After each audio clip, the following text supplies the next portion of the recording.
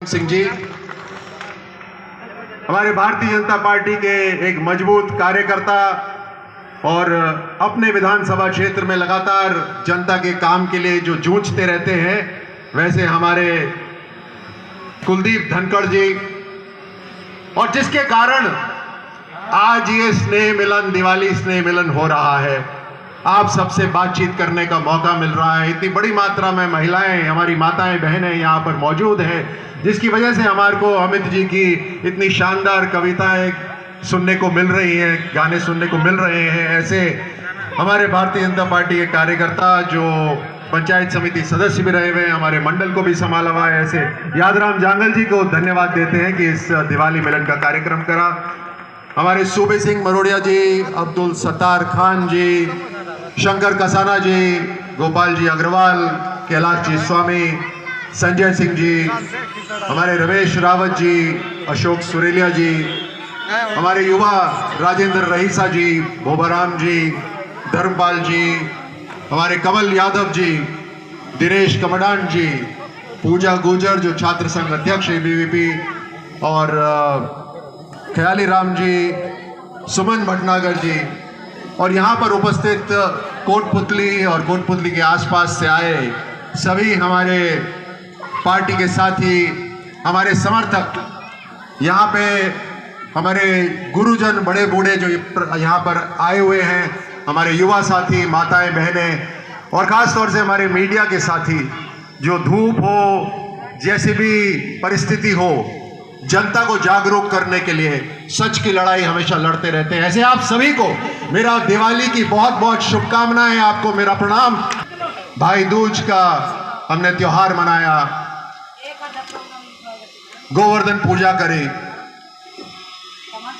ये जो सत्य की और असत्य की, धर्म की और अधर्म की लड़ाई जिसको हम मनाते हैं, वो आज भी चल रही है।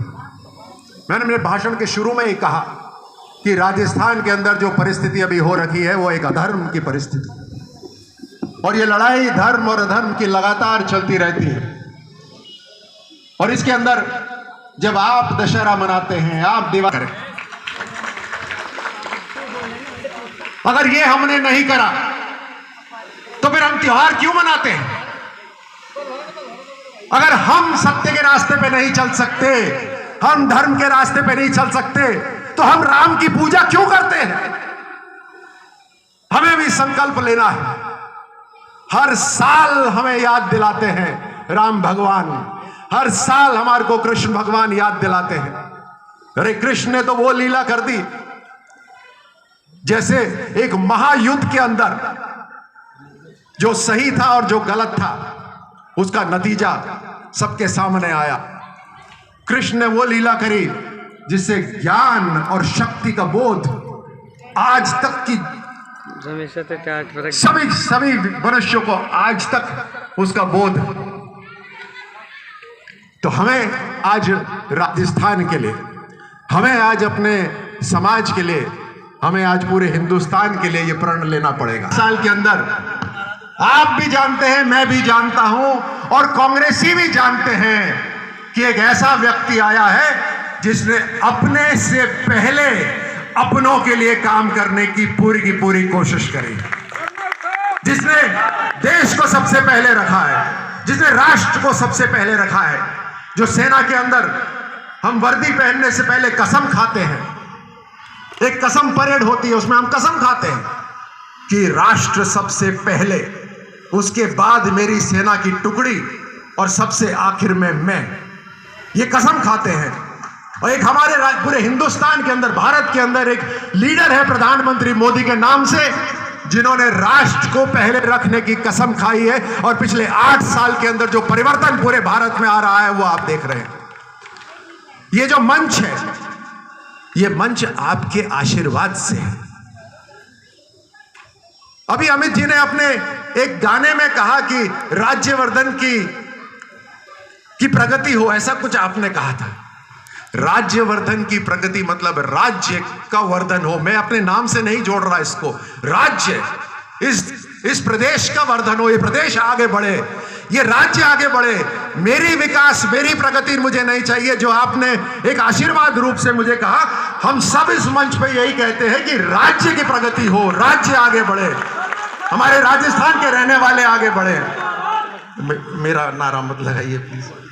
राज्य में सभी लोग जो रहते हैं वो आगे बढ़े। और जैसे मैंने आपको कहा, ये जो मंच है ये आपके आशीर्वाद से है, नहीं तो ये मंच नहीं है।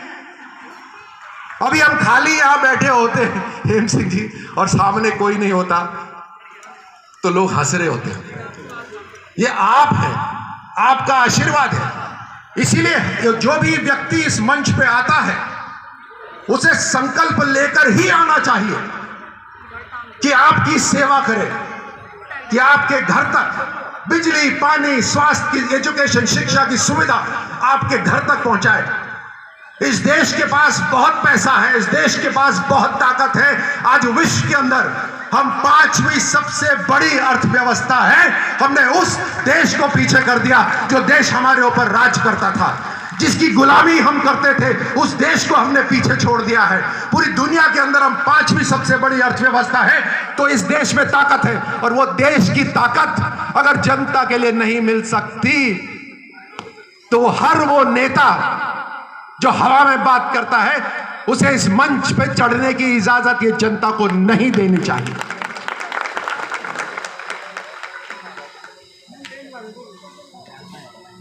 एक तारीख को प्रधानमंत्री मोदी जी राजस्थान आ रहे हैं। राजस्थान आ रहे हैं, बांसवाड़ा में मानगढ़ के अंदर प्रधानमंत्री मोदी जी 1 तारीख को आ रहे हैं। आप में से कितने हैं जो जानते हैं कि किस कारण से आ रहे हैं? हाथ खड़ा करिए, हाथ नीचे करिए। ये महिलाएं देखिए इतना आशीर्वाद देती हैं कि मैंने जो प्रश्न पूछा उसमें सबने आशीर्वाद देना शुरू कर दिया।